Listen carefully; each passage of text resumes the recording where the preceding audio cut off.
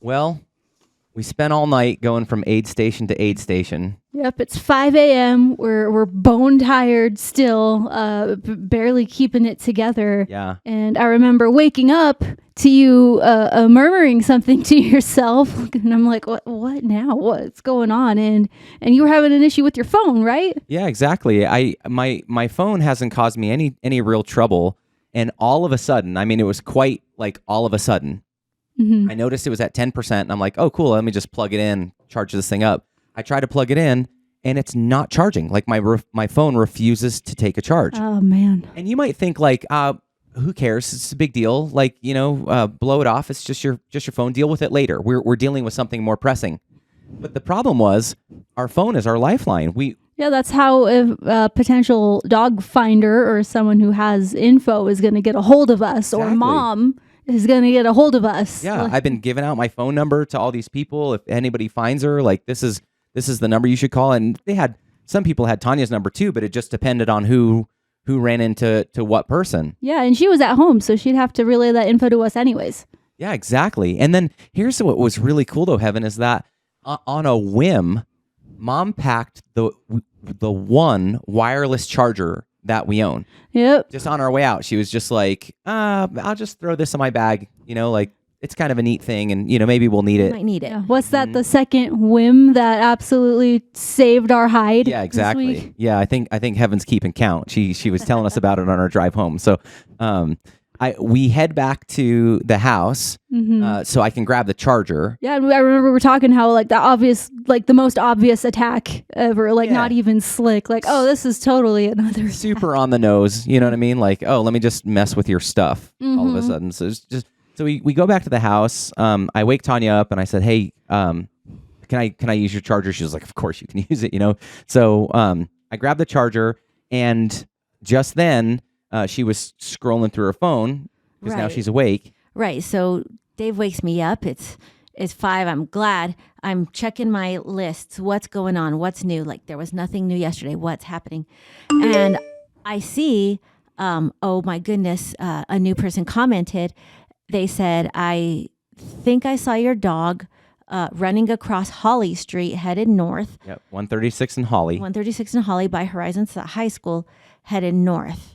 That was all the info that we got, but we started to run with that lead of. So I'm like, how do we know if it's my dog? So I'm sorry to bother you, but what do you have any more information? It's 5 a.m. Yeah. And you're pumping this guy for information. You're working this lead. Right. And I didn't feel bad because he had just posted 5 minutes beforehand before I saw that. And I have to say that had Dave not woken me up, I wouldn't have seen that update until way later. So I was really glad that his phone went out. Yeah. So Tanya wasn't quite ready to hit the road at that point. So Heaven and I grabbed the charger and we went straight back out. Yep. And then I remember we stopped at another aid station again because we had gone and searched that area. And we're like, well, if she's in the area, we should just keep stopping at these little places we had set up. And, sun's rising right about then. It's peeking over the horizon, and you had mentioned something just offhand while we were sitting at a spot. You mentioned predators, your fear of predators, and Pixel was wearing her bell, and just like could see like the slow terror kind of. Yeah, like she was ringing her own dinner bell. Yeah, and I remember we were talking about it, and you're like, "Don't go there." And I remember telling you Tuesday morning, put my hand on your shoulder after you said that, saying, I still have a really good feeling about today. Yeah, and I remember, and I just looked at you, and I was just hang on to that feeling, baby, because I needed to hear that. Like I needed, that was my lifeline for that morning. So we went directly to 136 in Holly, and we started working our way northbound. Mm-hmm. We went out into the middle of this. I mean, we went way, way north. We went out into the middle of this field, and oh my gosh, and it was like the end of all neighborhoods. After this one last neighborhood, it was all field. Like it was like there was a line here, and if Pixel crossed it, like we're doomed. Yeah, we are doomed. So we decided we're not having any luck, and we decide that if she's in the area, we're gonna double down on our scent trailing. Yep. And so we went back to Holly and 144th. Yep. Began to scent trail all the way up to Dexter Street. Yep. The whole street, like every 30 feet, we were jumping out of the car and planting a little, like a scented rag, essentially. And at this point, we were starting to get the attention of some neighbors who, at this point, were out and about Things and were looking a little weird. watching us. Yeah. Mm-hmm. And at the end of 144th, where Dexter Street is, that it kind of dead ends right there. And we had an aid station there. Yeah. So we were thinking we could, if she's in the area, she's going to catch our smell. And that might be that thing that jolts her memory or gives her some a path to follow. Guide her down to that little aid So station. talk about the police. The police so- wanting answers. Yeah, because so- of how you were driving. Yeah, we at this point we had finished our scent trail and we went and picked up Tanya, and Heaven and I were I don't know if excited is the right word. We were excited to show Tanya the new figure 8 that we had created. We were expectant. Yeah, the new net that we had created. Oh, and in this time, I had gotten word back from the guy. How do we know it's my dog? Like, Right. Did you see her? Was she wearing the harness? All of that. He said, my girlfriend thought it was I thought it was a fox. My girlfriend said that's a husky. That's how we knew it was her. Yeah, and so now we were sure. And so what we had was Alive again. 136 and Holly northbound. And there are some really attractive parks and big culverts in that area. And we were like, oh, yeah, we could totally see her being around here. So we started working those areas. And my phone rings, and it's the Thornton police. Oh. Yeah, and I was like, my first thought was like, well, it's about time. Like we'd been stalking this neighborhood for days now. I'm surprised. But part of our talk when we were talking to people, we were encouraging people to call the police while animal control was closed. Yeah. So this officer calls me and he said, listen, I want to know exactly who's in your car and what you guys are doing. Mm-hmm. And I said, officer, I'm so glad that you called me. I want to tell you everything that we're doing. And I began to lay out like this whole strategy, our plan, the aid stations, the routes we were taking, the roads we were on. And so this guy was amazing because he's not the police officer that was supposed to be there. The police officers that were supposed to be there were busy with other calls. Yeah. And so this guy was in an adjacent area, and he was the canine unit. And so this guy, person. he works with dogs. He loves dogs. And so he gets it. Yeah, he gets what we're out there doing. And he said, he said some funny things. But he was pretty encouraging, and he was definitely on our side. Yeah. And he said, listen, what you guys are doing out here and what it looks like you're doing are very different things. And I said, yes, sir, I totally understand. And I said, we're going to follow your advice. I thank you so much for giving us this advice. And he goes, listen, if it was me, I'd be doing the same thing that you guys are doing. Yeah, and looking back, like on this surprise favor we received from this canine officer who's not even supposed to be taking calls, like I'm just adding that to my God count because that totally wasn't us. Yeah, it's like it was amazing, and he gave us some tips because we didn't want to waste our time with strategies that weren't working. Yeah. And he really helped steer us away from some strategies that were less fruitful and really was like, hey, these are the things that you should really be focused on. And so we were like, okay, let's do that. So that was first thing in the morning or thereabouts. It was, I don't know, 9 or 10, something like that. And Heaven says, hey, I think we need to pray. Yeah, we were pulled over. We went to Northbrook Park, and you said, let's check this aid station, and then we can pull over and pray. And I just remember, like, before on our way there, like, getting this, like, strong, like, oh, it's not now. We need to pray now. Yeah. And, like, together, because up until this moment, what we had been doing, like, we had been praying, but it was all, like, silent to ourselves, kind of like, like quiet prayers. Yeah. And what we needed to a bold, like together prayer, the 3-string chord. Yeah. We wanted to head to Northbrook because that's where the police had been called. Yeah. So we thought maybe somebody had dismantled our aid station. Yeah. Thinking that we were doing something nefarious. Mm-hmm. And so we head there, we pull over, windows are down, and we just start praying out loud. We're crying and we're praying and we're seeking God. So we're all in this car, windows are down, all three of us are praying out loud, And I remember David had said, Lord, just pin her down and just send the right people. And he's just crying out for Pixel, like, we have to find this dog. So we're praying. And as we're praying, my phone rings and it says no caller ID. And I'm like, do I get this because we're praying? In heaven and I, like, in unison. There's no caller ID. We're So like, I'm answer the phone. So I'm like, is this another scam? Right. Like taking me out of my prayer. Right. But they're like, get the phone. And I was like, okay. So I answer the phone and it was this woman. This is Officer so-and-so from Animal Control. We have eyes on Pixel. Oh my goodness. My heart just jumped. So we're like, I tell the car, they have eyes on Pixel. And Dave's like, do they have her? And I was like, no, they have eyes on Pixel. So she says, would you like to meet us where we're at? And I was like, yes, please, give me the address. So Heaven has her phone up ready. She's ready to type in the address on her phone so we can map it out. We're like 2 blocks away. So Dave's like, Heaven, you give me direction. I'm going to drive. Tanya, you pray. So I'm praying as we're driving.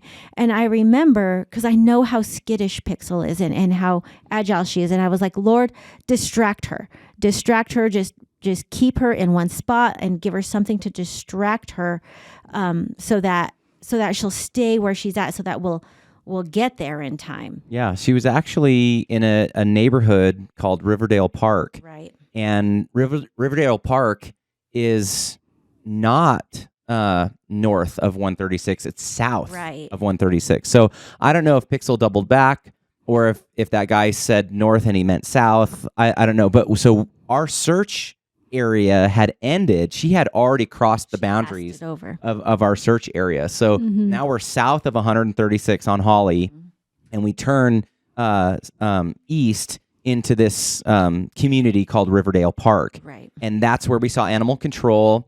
And there was a city guy there too. So I pull in and park. I'm like diagonal. We just, hop out of the car.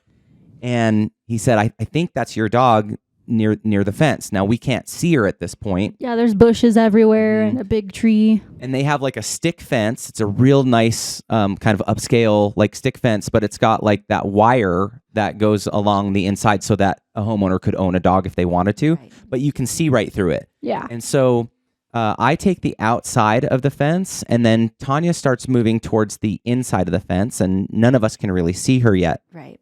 And so I just call out for her. I was like, Pixel, are you here? And I just see her little ears pop up and her head like pops up, and she looks over and she's got the most beautiful bi-eyed girl. And she looks right at me, and I was like, it's her. Man. And I caught myself because I didn't want to startle her. I didn't want her to, I didn't know if she was going to run from me at that point, because she was in such a panic. Yeah. And so I kind of hunkered down, and I was like, Pixel, come on out.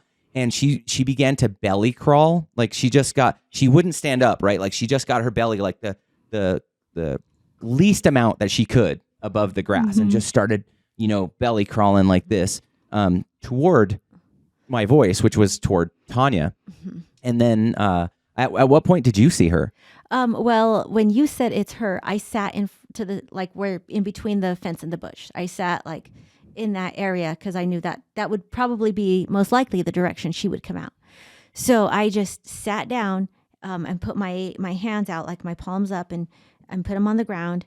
And it had taken a couple seconds, I think, as she must have been just crawling, and I just could see her little face just peek through the bushes.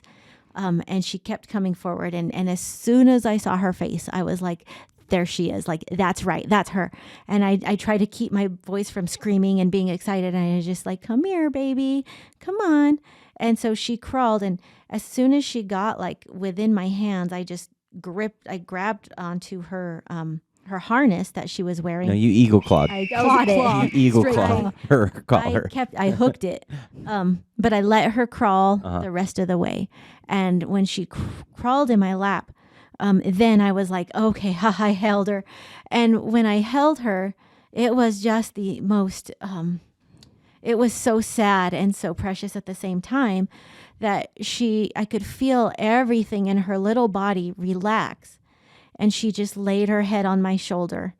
And she must have known like it's done. Yeah. So Tanya cradles the dog, and I'm bawling. It was like lightning. Heaven and I dropped to the ground like sacks of potatoes, and we just like loud, square mouth, wailing, ugly crying.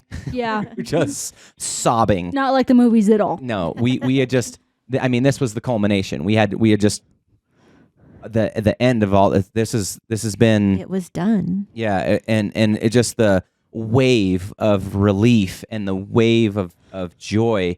And we must have sat there for, I don't know, it was a good 3, maybe 4 minutes, seriously. Just crying in the front. I mean, we stayed there crying so long that everybody left. Yeah. Like everybody was like, everybody who was involved, except for the animal control. And so when we kind of came to, we said, hey, can we knock on the door of the homeowners and ask them. Yeah. And just thank them and ask them how it went down. So Dave knocks on the doors and they come out and they're talking about it.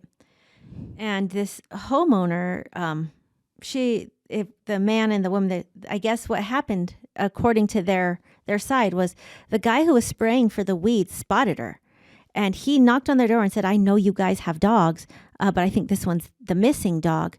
And I've seen the posters. We didn't hang those posters in that area. It was beyond our net, but my brother had previously. So he's like, I think this is that missing dog that everybody's talking about. And so they come out and they look, and the lady goes, oh, that's Pixel. She knew her by name. Oh, that's Pixel. And she said, I knew from the posters I wasn't supposed to call her, and I was just supposed to call animal control. So I called animal control right away. And I just kept my eyes on her until animal control got here. And it was the strangest thing, she said. It was the strangest thing.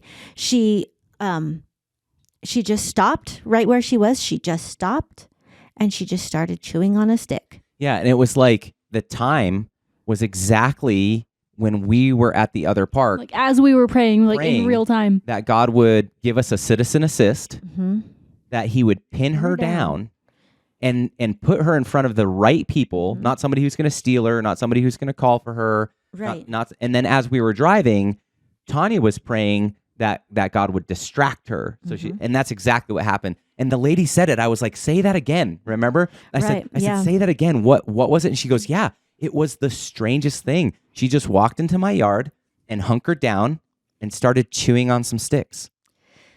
So at the end of it all, Pixel, a little 8-pound dog, 11 inches off the ground, survived 4 nights, 2 of them storms, 4 nights, 5 days, terrible weather, predators surrounding her, 6-lane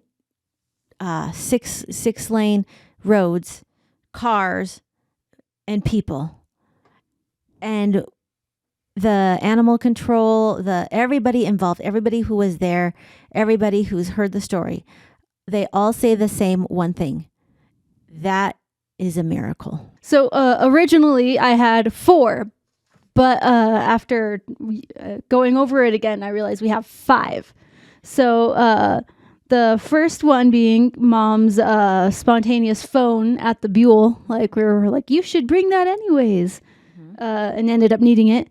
The second one being Sunday on our returning Sunday, because we had prayed for a break in the weather and received one. The storm finally broke that day. Number 3, the wireless charger incident. Oh, yeah. Where Mom brought it on a whim. Number 4 being the canine officer, actually the one who called us, and that could have gone really bad had it been one of those like mean officers, Sure. And then number 5 being answering our prayers as we were praying them. And now that I look on it and like keep the count, I'm like, it's kind of funny because looks like we got one little miracle per day while we were out there. Yeah. That's amazing. Pretty amazing when you go back and look at it. Pretty amazing. So we just rejoice in God. Yeah, absolutely. Him be all the glory. Lesson learned. The natural and the supernatural combined make an explosive force for God. We did everything we could in our power naturally, and we did everything we could in our power supernaturally. to get God involved, and we put those two things together, and God did it. God showed up. God did it. Yeah, look what God did. Look what the Lord did. Isn't he good? And obey, for there's no other way to be happy in Jesus, but to trust